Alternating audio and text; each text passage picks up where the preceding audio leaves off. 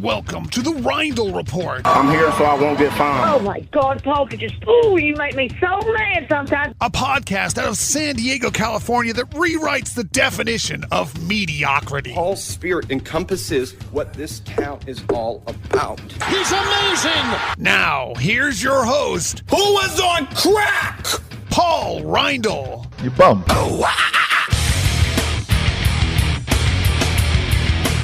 Straight effing fire on that new podcast open. Straight fire.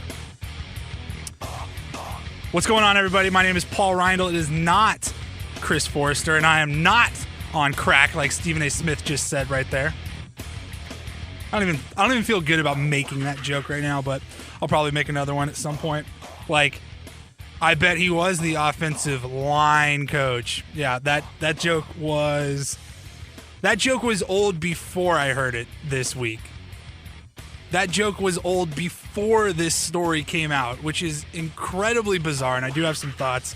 What's going on? Episode 58 of the Reindl Report. My name is Paul Reindl. This is the Reindl Report, a podcast out of San Diego, California, a sports podcast, but we talk about everything on this damn podcast, and we're going to be all over the place today. Quick little podcast today on this episode. Don't intend to go for, I'll get you out of here before like the next 2 hours, I promise. Man, Donald Trump, Jerry Jones, Eminem, Colin Kaepernick. Would you ever, in your wildest imagination, think that those four names would ever be in the same sentence? Donald Trump, Jerry Jones, Eminem, and Colin Kaepernick. I can actually tie those four names together relatively simply. And you probably can as well. It's crazy. If you are a sports fan, then yeah, you can tie those two names or four names together. And it's not like, Colin Kaepernick once dated this girl and her cousin was friends with the guy who was on tour with Eminem one time. No. So Donald Trump and Jerry Jones, they're best friends. They're leading the charge against these players in the NFL who are taking a knee during the national anthem. I'm not going to call it the anthem protest because that's not what it is. And we went over it 2 weeks ago on this podcast, episode 56 with John Browner. You should go back and listen to that. It is not time sensitive. You can go back and maybe learn something or maybe share it with somebody who might need to learn something. It's not an anthem protest. And I kind of get frustrated hearing the words anthem protest. It is a protest for racial equality during the anthem protest. And I think that might change the perspective of some people if they were to call it the protest for racial equality instead of the anthem protest. It's not a military protest. It's not. And I'm not going to go down that road too much, at least on this podcast, because I'm kind of spent on the subject. Similarly to like politics and the election last year. I mean, for whatever reason in this day and age, people in general, I believe, are not going to change their opinion. They've already made up their minds. You could tell somebody, like Colin Kaepernick, altered his protest. He went from sitting to taking a knee because it was actually out of respect for the military. And after a meeting with a Marine or Navy veteran, Nate Boyer, and they found some common ground. I mean, that doesn't matter. The person that you're trying to explain that to is going to, nope. He's entitled. He's not oppressed. And he's disrespecting the military. So Donald Trump and Jerry Jones, they're leading the charge. Eminem comes out on Monday or Tuesday. I think it was during the BET Awards. I was not watching. I was watching playoff baseball, but Eminem drops this 4.5 minute just hatchet job on Trump. I mean, just unloads on the guy.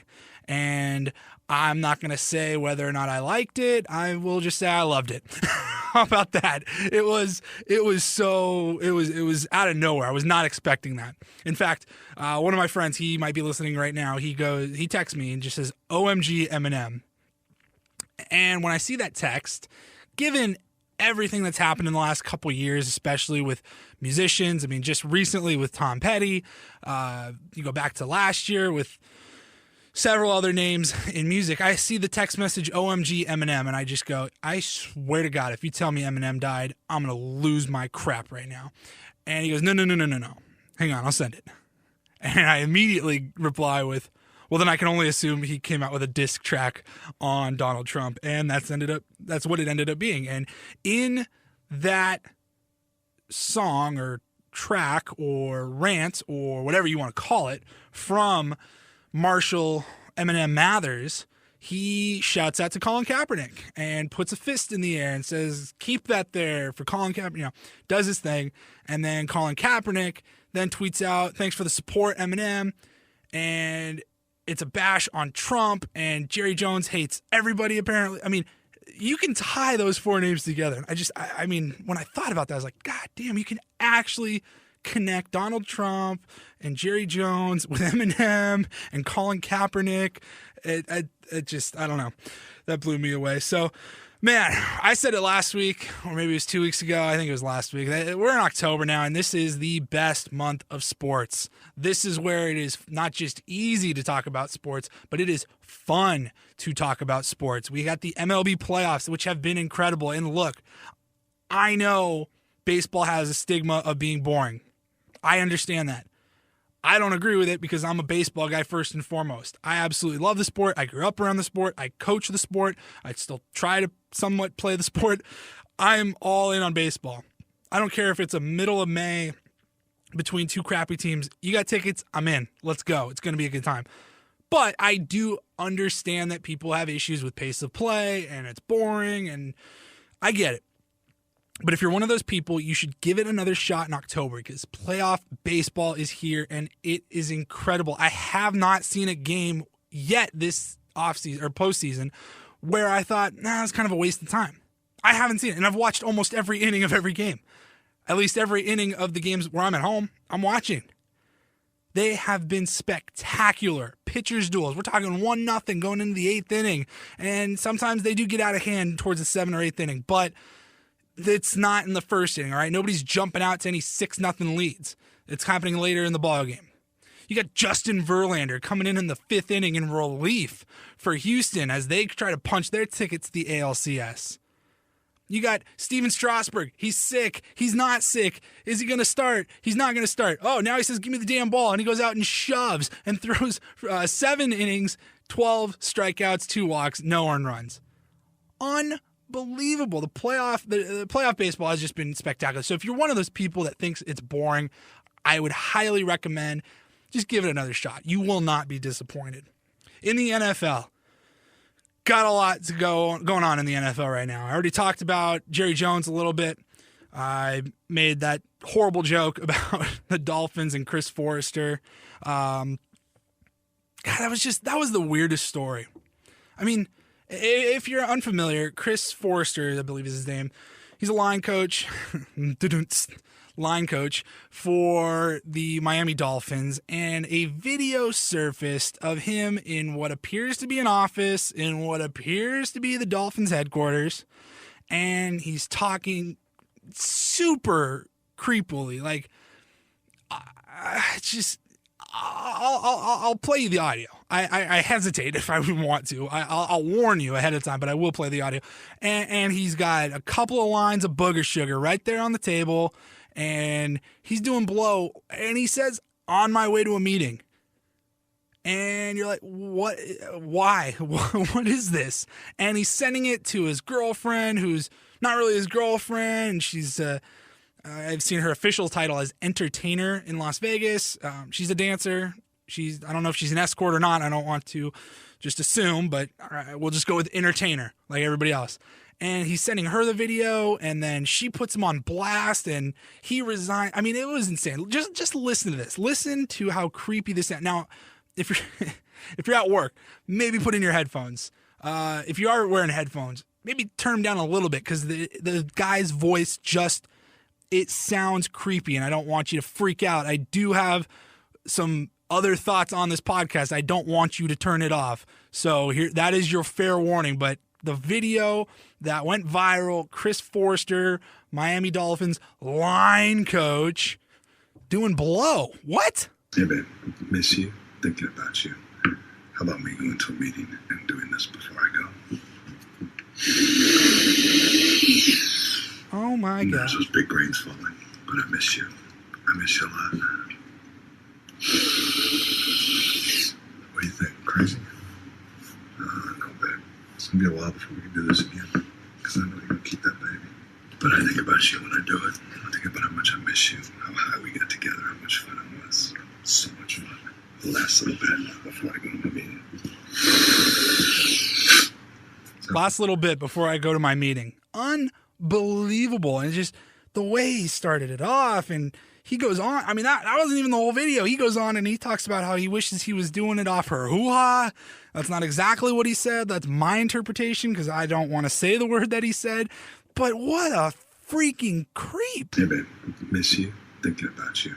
No, you're not thinking about her. You're thinking about the line of angel dust that you got just sitting right there on your desk before you go to a meeting.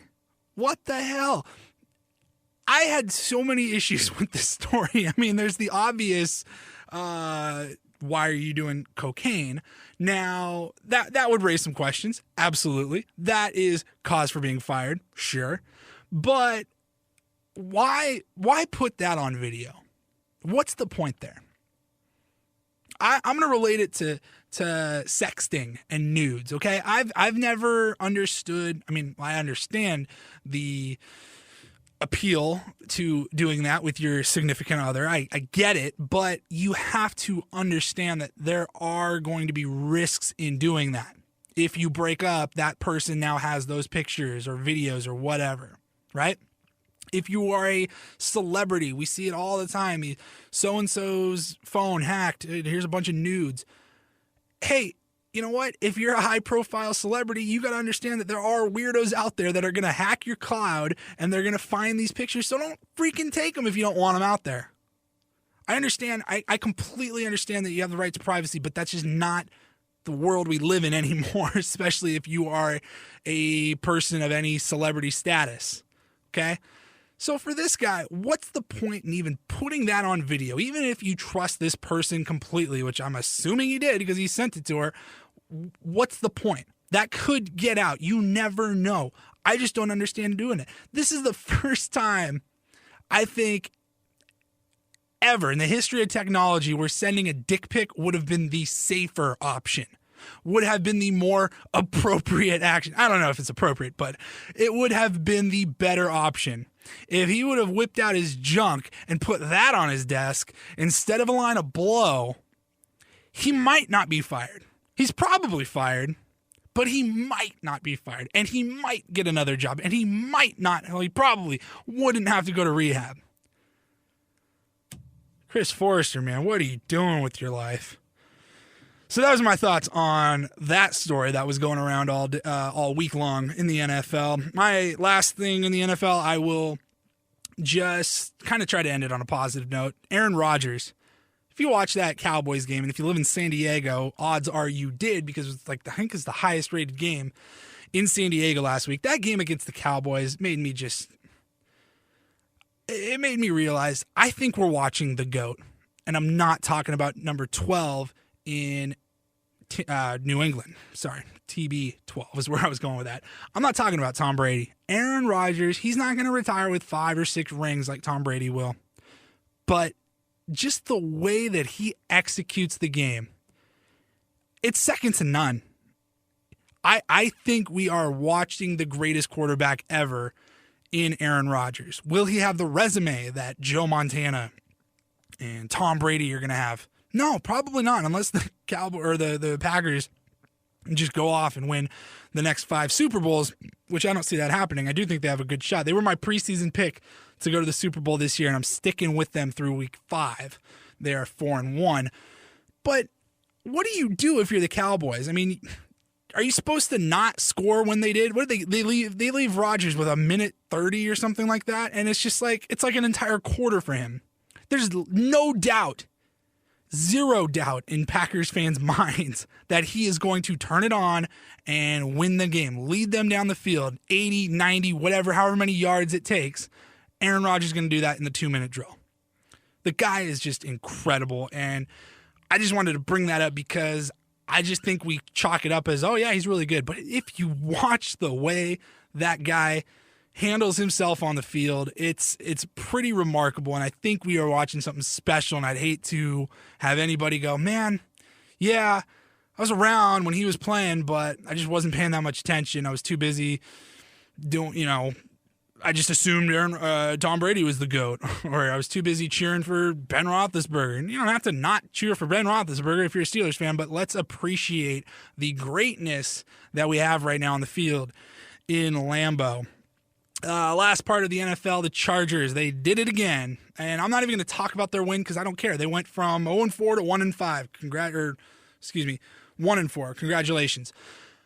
I have nothing to say on that. They're going to go 1-5 here after they lose to Oakland this week. But do you really want me to talk about a game that had two 0-4 teams that was ugly as expected? No, I'm not going to go there. I refuse to do that. But I will mention the Chargers in the sense that they've done it again. And this is not even me hating on the Chargers. This is more me just letting you know what happened, just telling you the facts. So the Chargers tweet out after their victory over the Giants on October 8th, "We win, you win." And there was a image that had the lightning bolt and it said, "Chargers win, you win. 20% off your order. Use code BOLTSWIN." And below that, it says, "Offer expires 9/25 at 11:59 p.m. Pacific time." I laughed when I saw that, but I was speechless. I couldn't find words. Like, this team, every chance they get to screw something up, they do it. They screw it up. Now, I think this was to like the team store. I don't even know what this was to. I don't know if this was, it looks like it was the team store. There's no other logos or anything like that. So the Chargers win. You get 20% off an order if you buy a jersey. Congratulations. But the code did not work. I could not believe that happened. Why?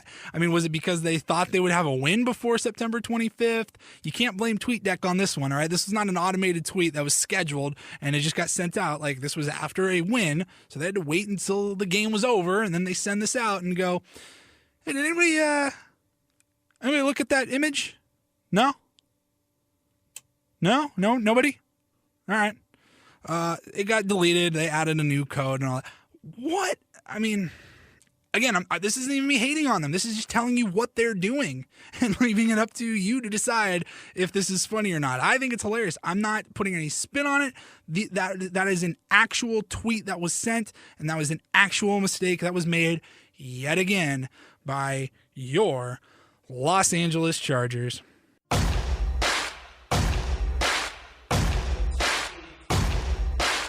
All right, starting to wrap things up. Like I said, this is going to be a short podcast. Was not going to go too in-depth on anything, but there was one other story in the NFL that I briefly mentioned and I wanted to touch on. There was some stuff that I saw going around social media, and it said, "Is Jerry Jones a racist? Is Jerry a racist?" My thoughts on that, no. No, Jerry Jones is not a racist, as far as I can tell, as far as I know. He is a hypocrite, though. Jerry Jones is a hypocrite. So Jerry Jones, you might know him as the owner of the Cowboys. You might also know him as the commissioner of the NFL, because that's not actually Roger Goodell. It's Jerry Jones. Whatever Jerry Jones wants and whatever Jerry Jones says, that is what happens in the NFL. So just keep that in mind. All this stuff is going on. Donald Trump and Jerry Jones, they're friends. It's on the record. They've said it. Jerry Jones said he is a longtime friend of Donald Trump, but he disagrees with him on a lot of things. But kneeling for the national anthem, kneeling during the anthem in protest, is not one of those things that they disagree on, because Jerry Jones this week has gone in and he told the players, apparently there was a sheet of paper in each locker telling them exactly how they will be standing for the anthem. to the point of this is where your left hand will be, this is where your right hand will be, this is where you will hold your helmet, you will hold your hand over your chest right here. I mean, detailed, telling them exactly what they're going to be doing. And I'm reading the story on ESPN from Todd Archer, a staff writer for ESPN, and he's talking about how, the reports are, oh, this was out of love and this was out of respect, and, he wants to bridge the gap with the players. No. Stop. Miss me with that, Jarrah, okay? I saw you, was it 3 weeks ago? 2 weeks ago, maybe? That Monday night game in Arizona. You remember that? The most awkward kneel in the history of kneeling. I mean, Jerry Jones out there in his blue suit, and he's linked arms with his players, and they're on the field, and he's like, oh, God, I can't believe I'm out here. Are we about to do this? And it was before the anthem. Like, they didn't even kneel for the anthem. They took a knee quickly in unison as a sign of unity, and then they got right back up and they stood for the anthem. So I think people just keep forgetting about that, and all these Cowboys that have been kneeling for the anthem, they weren't doing it. It wasn't a problem for them.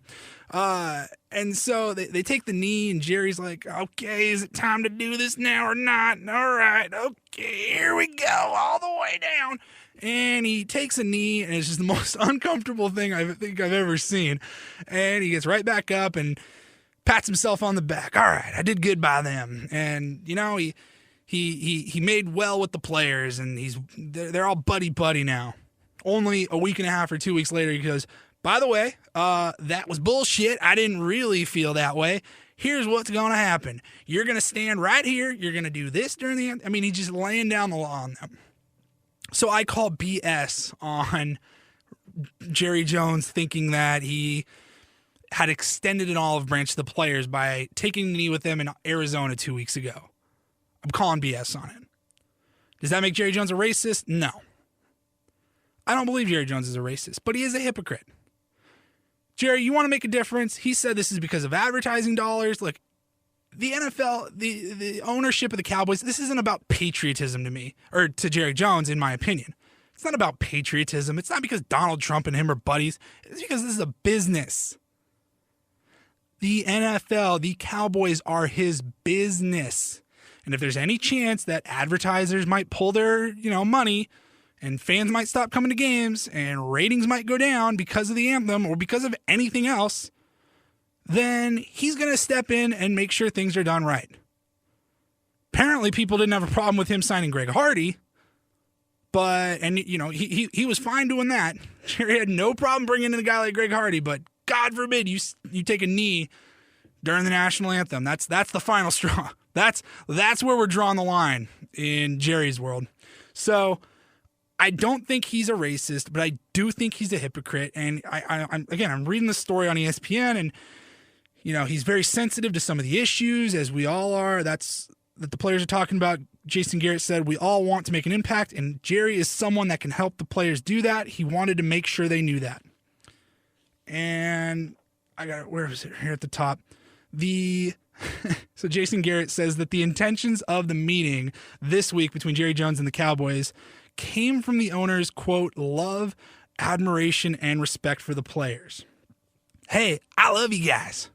I admire you and I respect you. Remember 2 weeks ago, that one time that I took a knee for about 5 seconds with you, and then I got right back up and we stood for the anthem? You remember that? I love you guys and I respect you guys, but you're going to follow these rules, or you're going to be benched or cut or fired or released.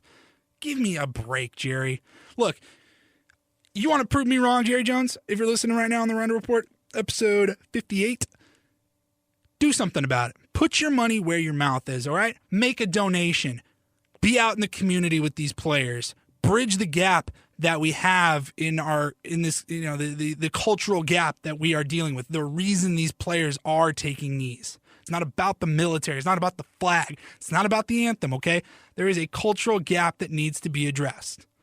Maybe you don't think there is, and I guess that's end of the story right there, because I don't know I don't know where to go from there if you don't think there's an issue in this country with racial inequality. So if you really do, and if you really do love, and you really do appreciate, and you really do admire these players of yours, these employees, do something about it. Let's see if you put your money where your mouth is.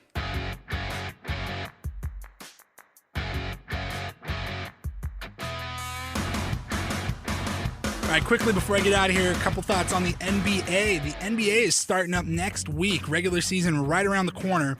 And I believe it's next week. I could be off. It could be in 2 weeks. But I've seen this news story now this week of Kyrie Irving and Isaiah Thomas, and they both made comments regarding their former teams. Kyrie Irving said he is excited to be in a real, like, he went Matt Kemp on Cleveland. He said something like this, Boston's a live sports city. Like, it is awesome. Okay. And Isaiah Thomas said he still can't believe the trade. He doesn't believe it happened. He didn't believe that it could ever happen, and he doesn't know if he'll ever talk to Brad Stevens again. My question is, what's the point in that? It's over. Move on. You're on new teams. Isaiah, you're playing with LeBron James now. You're going to have a free trip to the NBA Finals. You're welcome. Shut up. Be thankful. Kyrie, you got your wish. You're out. You're the guy now in Boston. You're going to be the number 2 seed, and you're going to get steamrolled by Cleveland once again. Congratulations. Move on.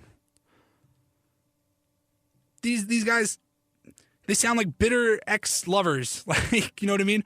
They're not over it. They're not over this trade because, Kyrie could say all he wants. Oh, we're moving forward. I'm all about Boston, Cleveland, and all that. That part of my career is behind me. No, it's not. It's not behind you until you stop talking about it. And apparently you can't do that because these guys keep talking about this trade every week. There's something new, some new development.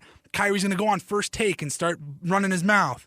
And then he's going to say something like Cleveland was not a real sports city. I mean, come on. Get over it, Kyrie. Move on, please. But part of me hopes he does not move on because I love this. I love this drama. I don't want it. I need more of it. The NBA drama has just been incredible this offseason, and I do hope it continues, and I do hope it continues into the regular season, and we just keep this going. I don't want it. I need it. I think we talked about it at the end of last week's podcast. I do want to just mention it one more time in case I didn't. The NBA All-Star Game made some changes, which, again, feeds into this drama, and I love it. I don't want it. I need it. So the NBA, they have switched to, they're going to have 2 captains, the 2 leading vote getters. Conferences be damned. The 2 leading vote getters in the NBA, for argument's sake, we'll call it Steph Curry and LeBron James. They're the 2 leading vote getters. They're the 2 captains. They will pick their teams just like it's a pickup basketball game. Doesn't have to matter from the Eastern Conference or Western Conference. Does not matter. I think it's awesome. I hope this scenario plays out where Kevin Durant is one of the top 2 leading vote getters, and he's a captain, and he's got a chance. He's got an opportunity to draft Russell Westbrook, and he doesn't. Oh, I just hope. Oh, come on. Please make that happen. Basketball gods, please make that happen. So the NBA changed the All-Star Game format. Now there's this conversation of, will the NBA be changing their playoff format? And I mentioned this a couple weeks ago. I had heard it on, I think it was on Colin Cowherd's television show, The Herd. He was talking about the idea of the NBA switching to a 1-16 playoff format rather than 1-8 in each conference. And Adam Silver has talked about that now. I think it's going to happen. It makes all the sense in the world. With the exception of LeBron James, all the power is in the Western Conference. All the talent is in the Western Conference. It's not even close. You could have a 45-win team in the Western Conference and not make the playoffs. They could be the 9th or the 10th seed even. And you can have a team that's under 500 in the Eastern Conference make the playoffs. Something's wrong there, and something needs to change. So I'm glad the NBA is at least considering it. Things are going to have to be worked out. They play an unbalanced schedule right now, so they'll have to, similar to Major League Baseball, the interleague conference or interleague schedule and all that, they're going to have to work it out. Travel is going to be different, but it makes the most sense to seed 1-16 rather than 1-8 in each conference because, like I said, the number 10 seed in the Western Conference would be the number 3 seed in the Eastern Conference. It's just something's off there. Something's not right. So I really do hope that happens.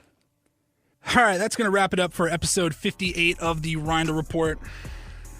Like I said, it's going to be a quick little podcast day. I had to get some thoughts out. Wanted to make sure I get a podcast out for this week here on a Thursday. This being recorded on the hell is it? October 12th. So I do thank you guys for tuning in. If you want to go back and listen to any of those podcasts that I have previously mentioned, like episode 56, where I sit down with John Browner, a black man from Chicago, and we have a conversation about just everything that's going on now in politics and Jerry Jones and the anthem and Trump and all that stuff. We get into it, and I thought it was a really good conversation. I would highly recommend that.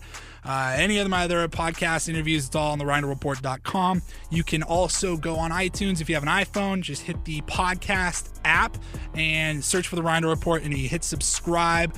I always appreciate that. The numbers are climbing, so by saying this every week, I'm thinking maybe it's making some sort of difference. I have seen a jump in the subscriptions, so I do thank you for tuning in. I always appreciate the comments and the criticism, good, bad, whatever. Bring it on. I'm ready. I want it. Okay? Let me know what you like. Let me know what you don't like. Let me know what you want to hear more of on this podcast. Let me know what you never want to hear again. Like Chris Forrester doing a line of booger sugar on his desk before he goes to a meeting and sending it off to some entertainer in Las Vegas. I promise, no more of that. And you can follow me on Twitter at Paul Reindl SD. That's going to do it for this episode 58 of The Reindl Report. Thanks for tuning in, and I will talk to you next week.